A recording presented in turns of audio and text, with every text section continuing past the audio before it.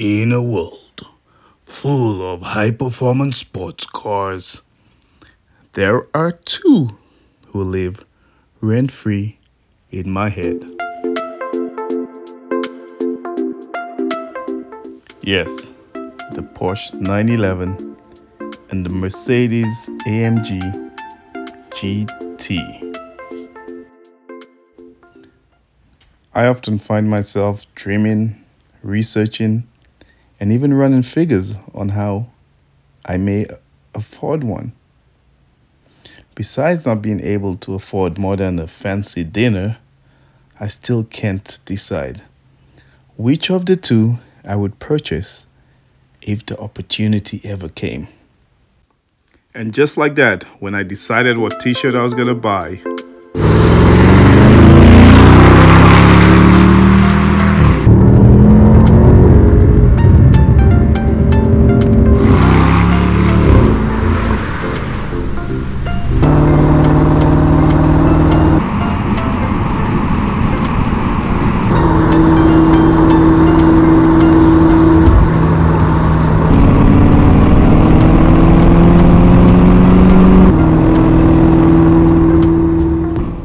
Mercedes.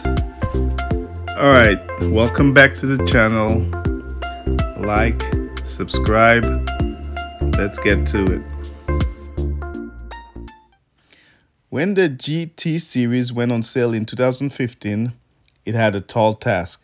It was the successor to the beloved SLS. And some people were disappointed because of the doors. But quickly, people began to love it. Mercedes-Benz did not rest.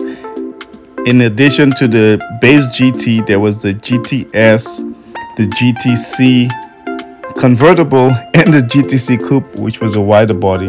Then the GTR that set records. Then, later on, we got the GTR Pro. Then, the Batman Edition, the GTR Black Series. Boom! The Black Series was powered by a twin-turbo 4.0-liter V8, putting out 720 horsepower, 598 pound-feet of torque, 0 to 60 in 3.1 seconds. This thing was crazy. After 7 years of production, the GT series was discontinued, and there was no replacement after 2021.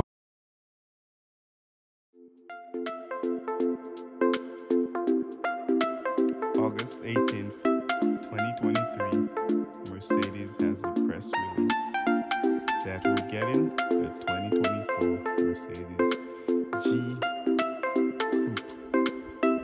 Okay, so there will be two models,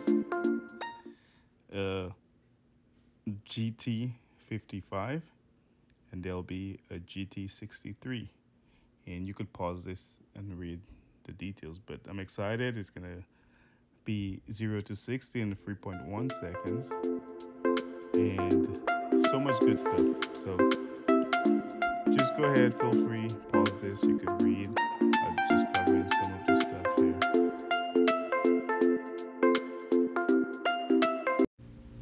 Three of the biggest changes: the way they name it, it's no longer a C, an S. It's going to be a 55, 63. Also, we're going away from a red transaxle to the transmission in the front. And this is going to be all-wheel drive. Let's listen to Mr. AMG from Remove Before Race. This is his YouTube channel. Kind of explain the differences. Tune in. Actually a rear transaxle layout. This is where you have your transmission, your diff, your rear axle, etc. sitting on the rear. Then you have a torque tube that leads to your engine. That of course gave that car a wonderful weight balance of 4753, but our car today is different because we want to fit in the 4MATIC, we want the rear bench, and we want more practicality. So what AMG have done is they've put the engine and the gearbox together on the front, and then of course we have the 4MATIC workings as well, and then we have the 4MATIC on the rear with rear wheel steering as well. So it's a totally different setup. He's good, isn't he? Man, I like listening to this guy. All right, maybe one day I'll be that good.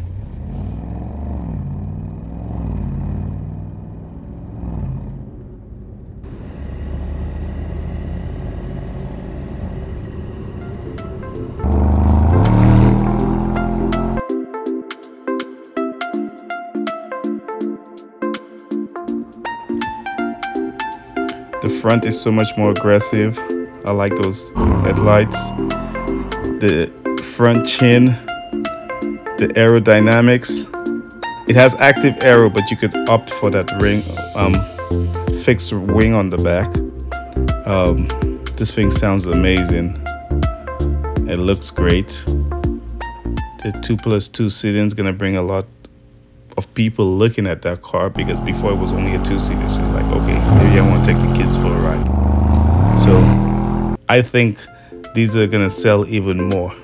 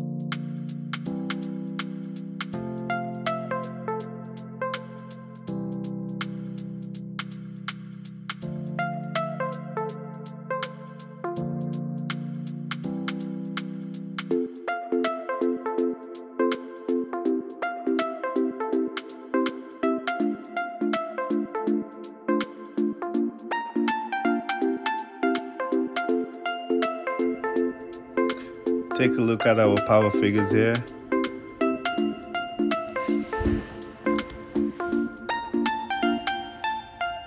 And we're gonna have a 0 to 60 time in 3.9 and 3.1 respectively. Here we have our all-wheel steering. And there is a screen that actually shows you the degree of each axle is turning. That's pretty cool.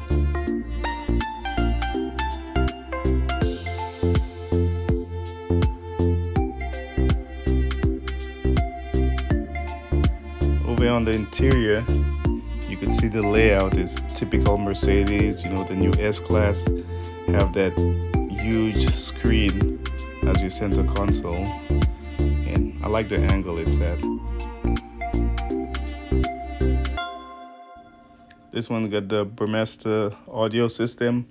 A Mercedes-Benz does amazing at those metal tweeters. Your seat control is typical Mercedes-Benz, right on the door console. There's some nice racing seats. And what a beautiful interior. Just classy Mercedes. Look at those air vents. Steering wheel looks nice and thick with Alcantara. Wow. On the steering here, you could see your knob for your drive modes. Those rear seats, I'll fold my legs and sit back there if I'm getting a ride. This second generation is more handsome, more aggressive, keeping the 4-liter twin-turbo V8. Let me mention it's hand-built. Switching to a front mounted spaceship transmission with 4-matic all-wheel drive, variable torque distribution, the multi-link aluminum suspension at all 4 corners with active ride control, active rear steering, high performance composite brakes, 6 drive modes, 20-inch wheels with staggered width, Mercedes user interface system with multiple connectivity services, longer wheelbase, added 2 rear seats, aluminum structure, active aero. This is a much better car. Not to mention, the 0 to 60 time has improved. Just these initial offerings are 3.2 and 3.9.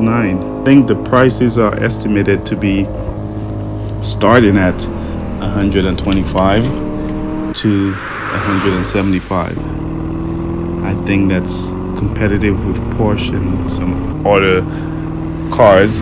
But the main thing is this car will be like an everyday driver now. And I know we will see some other versions of it, like 65S or 65R. So very, very good job, Mercedes AMG. I just can't afford it, but I can enjoy it from the sidelines. Alright guys, thanks for watching. Look forward to the next video.